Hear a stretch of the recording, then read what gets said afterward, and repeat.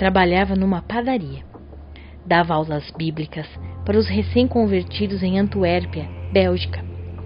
Em 6 de maio de 1576, as autoridades católicas o detiveram e lançaram-no na masmorra.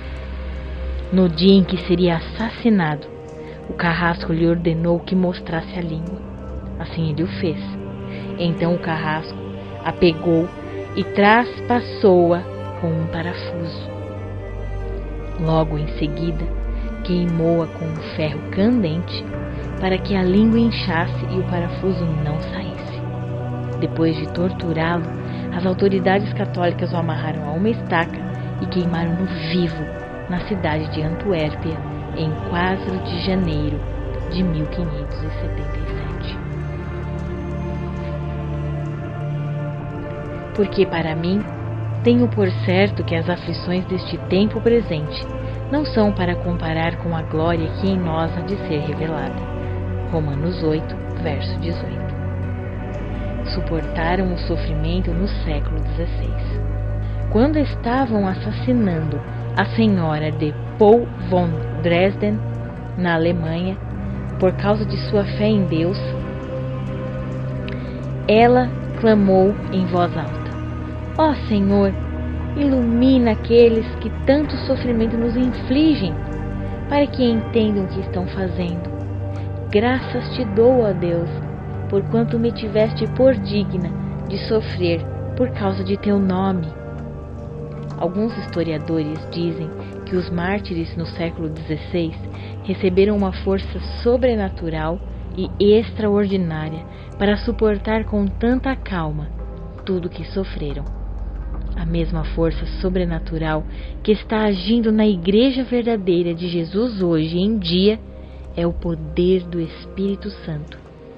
Ele atua naqueles que têm uma fé viva em Jesus. Se a nossa fé nos justificou e salvou, se Deus nos tornou novas criaturas e se andarmos no Espírito Santo, então temos a capacidade de sofrer o mesmo martírio que sofreu a senhora von Dresden e muitos outros. Quando os mártires, com a língua inchada de queimaduras e fixada com parafusos no paladar, sofriam e davam sinais de seu regozijo espiritual, demonstravam assim que tinham a fé verdadeira. Quando os carrascos lhes ofereciam a liberdade em lugar do martírio, eles escolhiam o martírio. Suportemos o sofrimento no século XXI. O que a sua fé fez por você? Você estaria disposto a fazer o mesmo? Você estaria disposto a deixar seus irmãos, pais, esposa, filhos, casa e terras pelo nome de Jesus? Se você o fizer por causa da fé, quando Deus assim o exigir, receberá 100 vezes mais já neste tempo. E no vindouro você dará a vida eterna. Sejamos, pois, fiéis em nossos lares, no trabalho e na irmandade de crentes.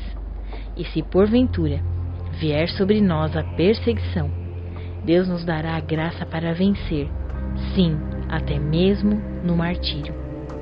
É provável que nos sintamos fracos, como o Senhor no jardim do Getsêmani.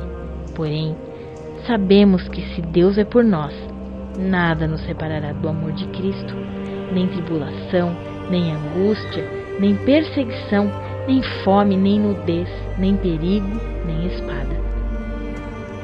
Mas em todas estas coisas somos mais do que vencedores por aquele que nos amou. Romanos 8:37.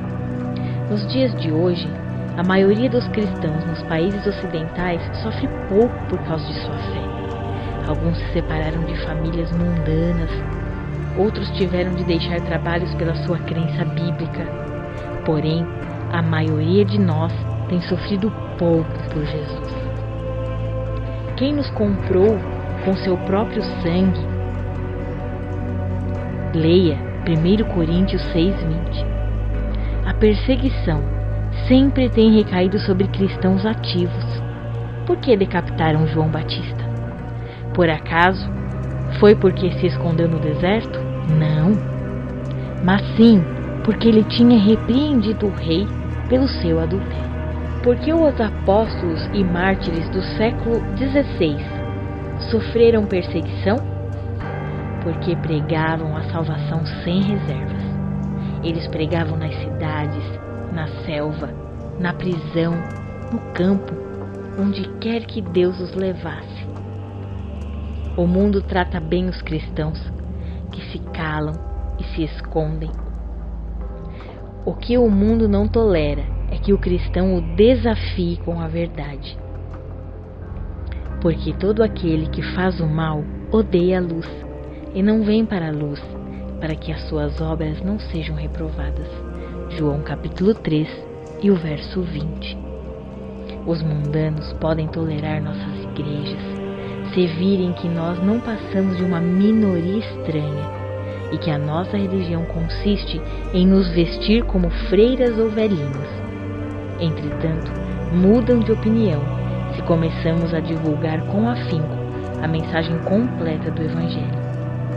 Meus irmãos, é possível que estejamos pregando um Evangelho fraco para evitar assim a perseguição? Sofre, pois, comigo as aflições como bom soldado de Jesus Cristo. 2 Timóteo, capítulo 2 e o verso 3.